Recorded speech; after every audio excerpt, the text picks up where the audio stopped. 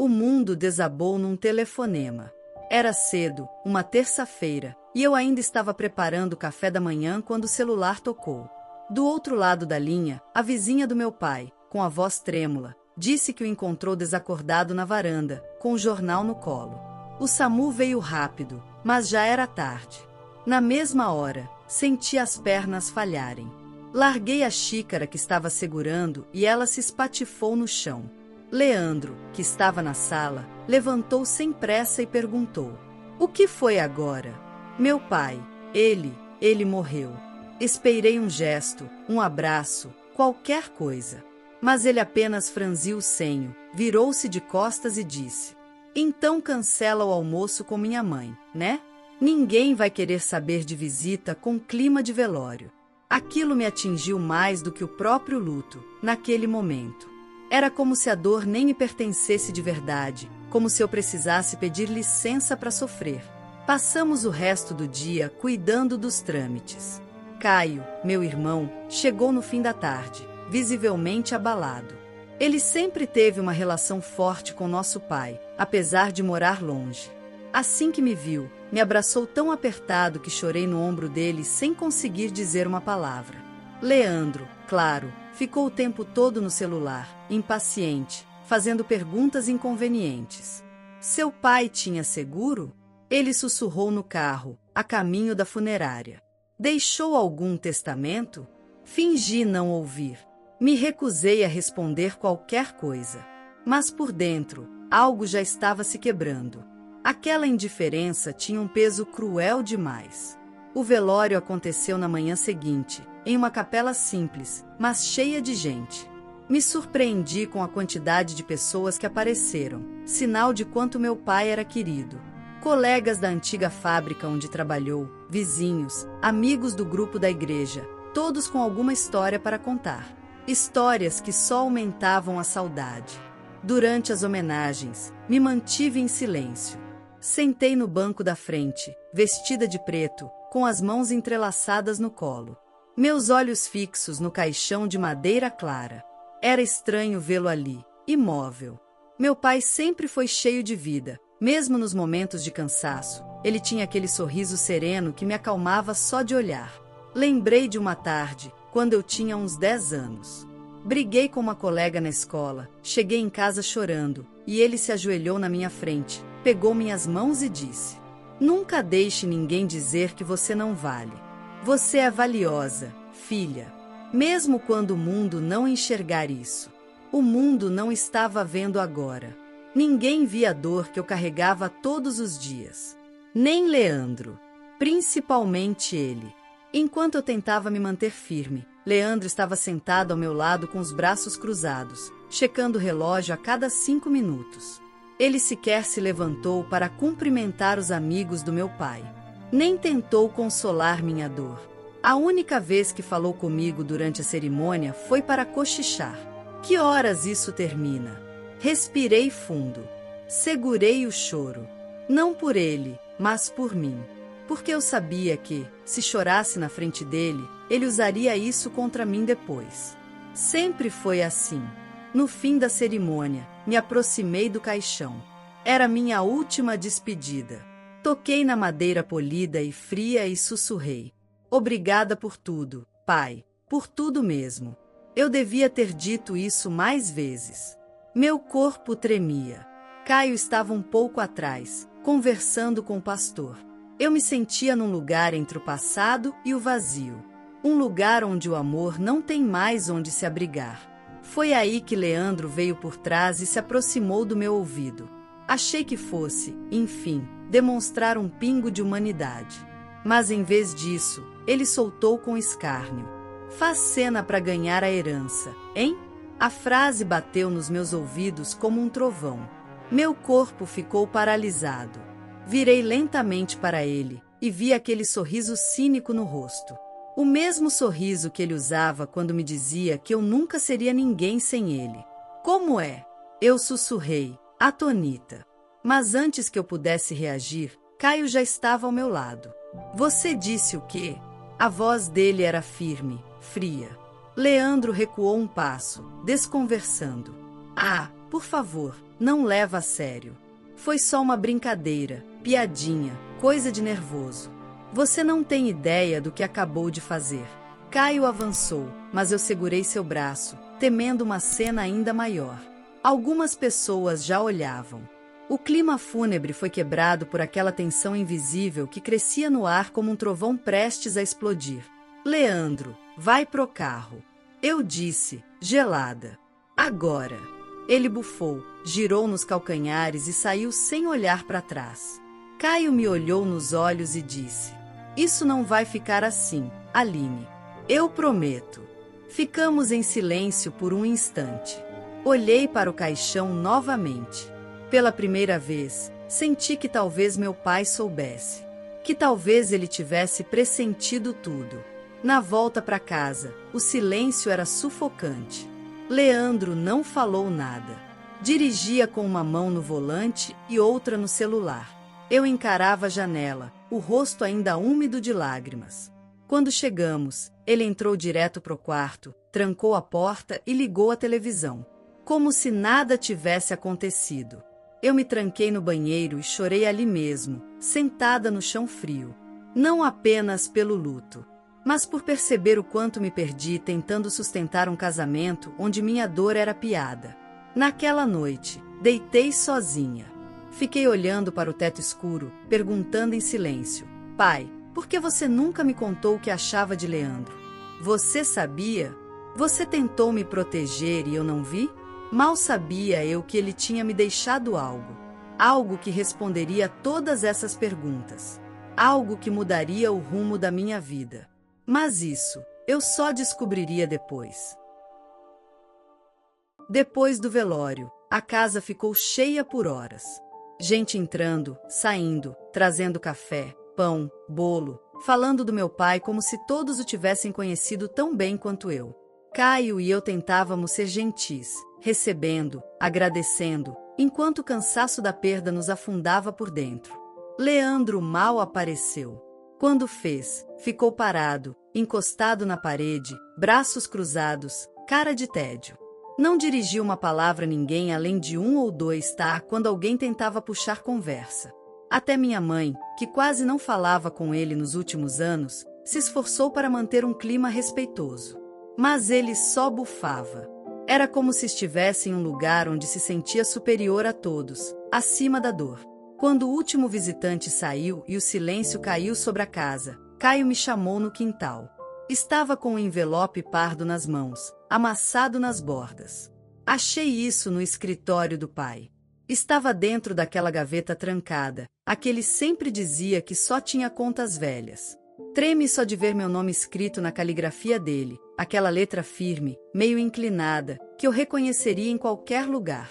Senti um frio no estômago e, com cuidado, abri o envelope. Dentro havia uma carta e um documento com firma reconhecida. Comecei a ler devagar, a voz dele soando na minha mente conforme as palavras deslizavam pela folha. Minha filha, se você está lendo isso, é porque eu me fui. E talvez eu nunca tenha conseguido dizer o que precisava, mas você precisa saber, eu sempre estive vendo. Vi o quanto você foi calada, vi as vezes em que foi diminuída e mesmo assim se reergueu. Eu senti orgulho, mesmo sem saber como expressar. A metade do que é meu está em seu nome. Porque não se trata de amor maior ou menor, trata-se de justiça. Você cuidou de mim, mesmo quando seu próprio mundo desmoronava. Você esteve aqui, presente. Eu queria ter dito isso em voz alta. Mas deixo agora por escrito, para que não reste dúvida. Te amo, minha filha. Com amor e arrependimento. Seu pai. As lágrimas escorreram sem eu perceber. Sentei no banco de madeira do quintal e fiquei ali por alguns minutos em silêncio, segurando aquela carta contra o peito. Eu não sabia se chorava pela ausência dele ou pela confirmação de que ele me viu, de verdade. Caio se sentou ao meu lado, respeitando meu tempo. Ele escrevia muito mais do que falava, comentou com um sorriso triste. Eu achava que ele guardava mágoas, mas talvez ele só guardasse sentimentos demais para expressar. Assenti em silêncio. Pela primeira vez, me senti menos sozinha. Tem mais, Caio disse, puxando outro papel dobrado. Essa escritura foi registrada em cartório há 3 meses. Metade da casa, do terreno e de uma poupança que ele tinha estão oficialmente em seu nome. Ele fez isso sem falar com ninguém? Ele me contou na última vez que estivemos sozinhos. Disse, a Aline vai precisar de segurança. Não posso partir sem deixar isso certo. Respirei fundo, tentando absorver tudo. Era como se meu pai tivesse feito em silêncio o que eu mais esperei dele em vida, me proteger. No fim da tarde, Leandro entrou na casa com a camisa aberta e um copo de bebida na mão. Olhou em volta com desdém. Acabou o show de lágrimas? Perguntou. Não respondi. Mas Caio levantou e encarou o irmão. Mostra um pouco de respeito, Leandro. Ah, pronto. Agora virou moralista? E você, Aline? Vai posar de viúva agora? Que papelão foi aquele no velório? Até se ajoelhou chorando. Quase pedi aplauso. Fiquei imóvel. Mas Caio avançou 2 passos. Eu ouvi o que você disse no velório. Você acha que pode falar qualquer coisa e sair impune? Leandro deu de ombros. Eu disse a verdade. Ela faz cena assim. Sempre fez. É uma carente, vive em função do que os outros acham dela. Aposto que o papai sabia disso também. Por isso não deixou nada para ela. Eu sorri, sem ironia. Apenas levantei da cadeira com calma e entreguei a ele uma cópia da escritura. Ele deixou sim. E deixou em cartório. Em documento. Porque ao contrário de você, ele me conhecia. Leandro ficou vermelho. Pegou o papel, leu rapidamente, os olhos arregalando a cada linha. Depois rasgou o papel com fúria. Isso não significa nada. Eu vou contestar. Aposto que ele estava com a cabeça ruim. Não devia nem saber o que estava fazendo. Então conteste, disse Caio, se aproximando. Mas cuidado. Você pode acabar revelando coisas que não gostaria. Leandro riu alto, nervoso. Vocês acham que são quem? Os reis da moral? O velho morreu. O que importa agora é quem leva o que. Ele saiu batendo a porta. Aquela foi a última noite que dormiu em casa. Na manhã seguinte, Caio voltou com um envelope diferente. Dentro, um extrato bancário com movimentações suspeitas. Saques em dinheiro da conta do nosso pai, feitos com frequência crescente nos últimos meses. Todas as retiradas feitas usando uma procuração que, aparentemente, o Leandro possuía. Isso pode virar um processo, disse Caio, sério. E se virar, a parte dele na herança pode ser bloqueada. Isso vai virar um processo, respondi, sentindo o sangue esquentar. Porque agora não é só sobre mim. É sobre ele ter se aproveitado de um homem doente. Mas Caio hesitou. Ele tirou outro envelope da pasta. Tem mais. O pai deixou um cofre no banco. E só pode ser acessado com uma senha. Mas ele deixou uma dica. Uma charada. E adivinha? Leandro pode ser a única pessoa que sabe a resposta. Meus olhos se arregalaram. Como assim? Papai disse que guardou a verdade final nesse cofre. E que a chave estava na boca do mentiroso. Na hora, entendi. Leandro. De algum modo, ele sabia de algo, talvez sem saber. E sem querer, acabaria me entregando a chave. A guerra estava apenas começando. Mas agora, eu tinha armas. E a certeza de que meu pai, mesmo calado em vida, havia preparado cada peça do tabuleiro para que a verdade, e eu, finalmente viesse à tona. Leandro sumiu do mapa nos dias seguintes. Como uma criança acuada que foge depois de ser pega em flagrante, ele cortou contato com todos. Tentou deletar a própria vergonha, como se o silêncio pudesse apagar o estrago que ele mesmo causou. Mas era tarde. A mentira tinha ido longe demais. Enquanto isso, Caio e eu passamos a nos encontrar todos os dias após o expediente, revisando papéis antigos, organizando documentos e ouvindo as mensagens deixadas por nosso pai. A dor da perda ainda estava viva, mas agora havia também um novo sentimento, alívio. E, mais que isso, a vontade de honrar a verdade. Começamos pelas últimas pastas que estavam guardadas na gaveta do escritório do papai. Em uma delas, achamos um bilhete pequeno, com a letra trêmula dele. Castelo Saint-Denis, procure nos restos do que parece valioso. A mensagem parecia enigmática, mas ao mesmo tempo estranhamente familiar. A menção ao vinho me fez lembrar de um momento específico meses antes. Uma noite em que Leandro apareceu com uma garrafa cara, dizendo que comprará para comemorar o bom andamento do tratamento do pai. Ele fazia questão de mostrar a todos, pousando como filho dedicado.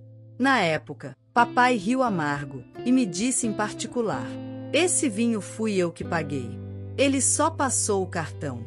Naquele instante, algo estalou dentro de mim. A lembrança do vinho, o nome Castelo Saint-Denis, o bilhete, tudo se encaixava como peças de um quebra-cabeça. Voltei correndo para a casa do papai, vasculhei os armários onde ele guardava seus vinhos antigos e encontrei a garrafa vazia, cuidadosamente lavada e posta numa prateleira de vidro, como um troféu falso. Puxei a garrafa. Era pesada demais para estar vazia. Olhei o fundo. Havia um pequeno fundo falso. Desenrosquei com cuidado e encontrei, dentro, uma chave minúscula, de cofre. No dia seguinte, Caio e eu fomos ao banco. Entregamos os documentos e a chave. O gerente, surpreso, digitou a senha informada por papai antes de falecer, as palavras Castelo Saint-Denis, e o cofre finalmente se abriu. Dentro havia um estojo de madeira escura. Abrimos. 3 objetos repousavam ali como testemunhas silenciosas de uma história esquecida. Um envelope azul endereçado a Caio. Um pendrive prateado. E uma foto antiga, nossa, da infância. A foto era simples, nós 3 brincando no quintal da casa da avó. Eu sorrindo com o vestido azul, Caio com o joelho ralado e Leandro atrás, fazendo careta. Atrás da imagem, havia uma frase escrita a caneta preta: "A verdade sempre volta, mesmo quando a mentira tenta escondê-la." Entreguei o envelope a Caio. Ele o abriu com cuidado, as mãos tremendo. A carta era curta, mas carregada de emoção. Papai agradecia a ele por nunca desistir da família, por cuidar da mãe quando Leandro sumia, por me proteger nas brigas mais silenciosas. Pela primeira vez, Caio chorou. E chorou como um filho que finalmente ouve o obrigado que esperou a vida inteira. Depois, conectamos o pendrive no notebook. A gravação começou. Era papai, sentado em sua poltrona. Ele parecia cansado, mas seus olhos estavam firmes. "Se você está vendo isso, minha filha, é porque a verdade veio à tona. Eu falhei em muitas coisas.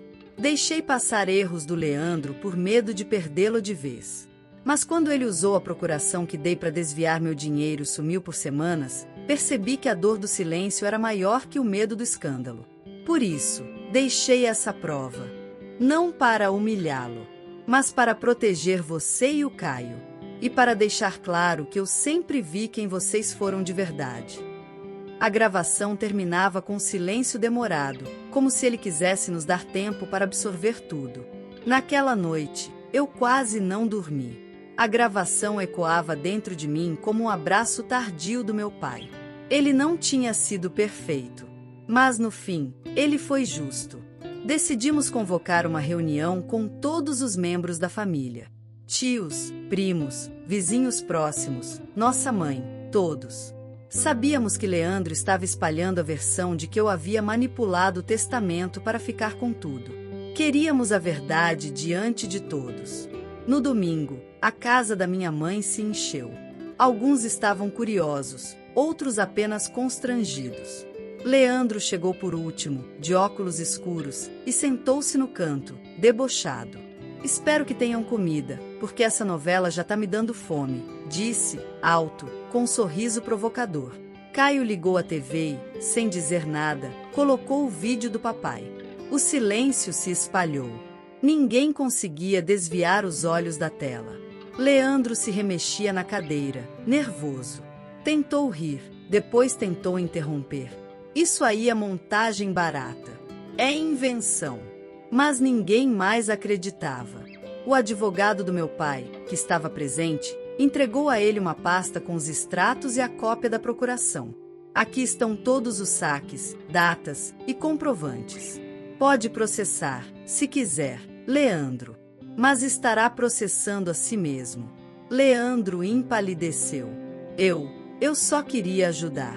Era tudo pro bem dele. Você sumiu por quase 2 meses depois de pegar aquele dinheiro, gritou Caio. O bem dele estava onde? No cassino? A mãe de Leandro caiu em prantos. Era uma mulher dura, que sempre o protegeu. Mas, ali, viu o filho exposto como nunca. Pela primeira vez, ela não tentou defendê-lo. Apenas abaixou a cabeça e chorou. Leandro se levantou, furioso. Vocês são podres. Fiquem com essa casa maldita. Eu quero distância de todos vocês. Saiu batendo a porta, diante dos olhares espantados da família. Depois daquele dia, nunca mais o vimos. Nos meses seguintes, reformei parte da casa e transformei o andar superior num espaço de apoio a mulheres em situação de violência. Dei ao projeto o nome de Refúgio Vicente, em homenagem ao meu pai. Porque, no fim, ele me defendeu da maneira que pôde. Caio passou a me ajudar com a gestão. Descobrimos um novo lado nosso, uma parceria de verdade, como irmãos, e também como herdeiros de uma dor que virou força. Certa noite, ao fechar o centro, Caio disse: Você se lembra da primeira frase do Leandro no velório? Infelizmente, sim, respondi, amargando a lembrança. Faz cena para ganhar a herança, hein? Caio sorriu. Pois é. No fim, ele foi o único que fez cena. E perdeu tudo. Sorri de volta, sentindo uma paz estranha. Porque, naquele momento, percebi que eu não havia apenas herdado bens. Havia herdado também a coragem de ser quem eu sou. E, principalmente, havia me libertado. A história de hoje chegou ao fim. E se você quiser mudar a sua história através de deliciosos brigadeiros gourmets, os tornando sua fonte de renda extra, ou até mesmo principal, adquira agora seu livro digital, que chegará no seu e-mail com mais de 80 receitas de brigadeiros por um preço ridiculamente barato. Você ainda ganha bônus sensacionais como planilha mágica de precificação, receitas bônus de outros doces e muito mais. E se não quiser fazer renda com seus brigadeiros, você pode simplesmente deixar seus amigos e familiares apaixonados por essas gostosuras. Clica no link da descrição ou do primeiro comentário desse vídeo e reserve agora seu livro digital. E não se esqueça de comentar qual lição você tirou dessa história. Também deixe um like no vídeo e se inscreva para não perder os próximos vídeos. Tchauzinho!